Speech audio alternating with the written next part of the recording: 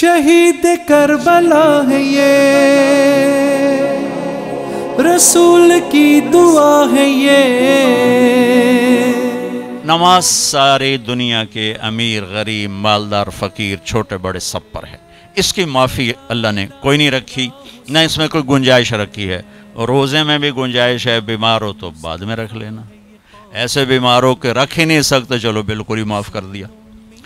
حج اس سال فرض ہو گیا، چلو اگلے سال کر لینا، اس سے اگلے مرنے سے پہلے کر لینا۔ زکوٰۃ آج فرض ہو گئی ہے، کل دے دو پرسوں دے دو، اگلے سال کی 16 تاریخ سے پہلے جب مرضی دے دو۔ نماز ایسی چیز ہے کہ وقت آ جائے تو نہیں، اب نہیں ٹل سکتی، نماز نہیں ٹل سکتی، اس کو نہیں چھوڑا جا سکتا، کسی حال میں نہیں چھوڑا جا سکتا۔ میں یوں کہتا ہوں 1438 سال میں اگر نماز چھوڑنے کی کہیں گنجائش ملتی ہے تو کربلا میں ملتی ہے، کہ نہ ایسا ظلم کسی نے دیکھا، نہ ایسا مظلوم کسی نے نہیں دیکھا، نہ ایسے پاکیزہ بہتے خون کسی نے دیکھے، نہ ایسے صفاک درندے کسی نے دیکھے۔ اگر نماز چھوڑنے کی گنجائش تھی تو حسین کے لیے تھی، کہ جب وہ اپنے جان نثاروں کے ساتھ ذبح ہو رہے تھے تو سورج ڈھلتے ہی انہیں اشارہ کیا اپنے ایک ساتھی کو،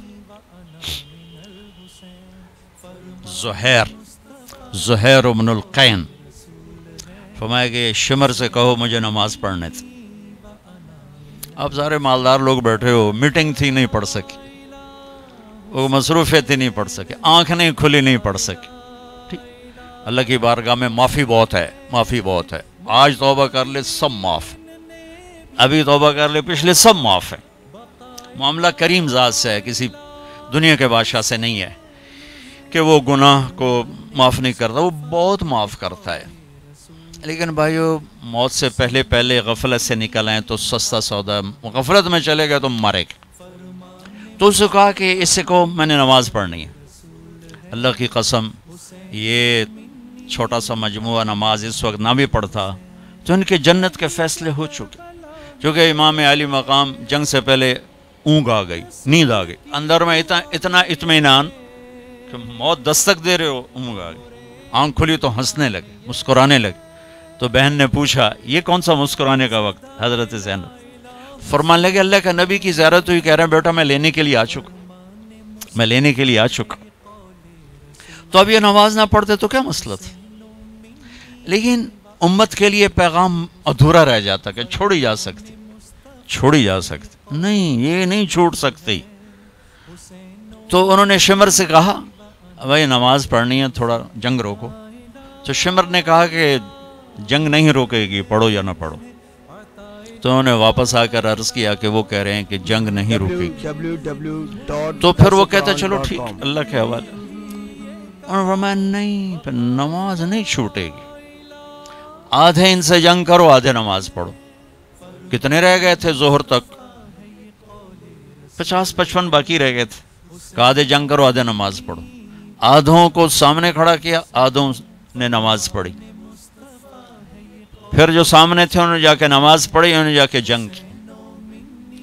اور یہ 1438 سال کی منفرد نماز ہے، نہ پہلے پڑھی گئی نہ بعد میں پڑھی جائے گی۔ اور یہ وہ نماز ہے جو سب کے لیے ایک حجت تمام ہے۔ جی ٹائم نہیں لبا جی، ویلے کوئی نہ سے جی، اپنی زبان کی میں بات کر رہا ہوں، ٹائم نہیں لبا جی، ویلے کوئی نہ سے جی، میٹنگ ہی لمبی ہو گئی جی۔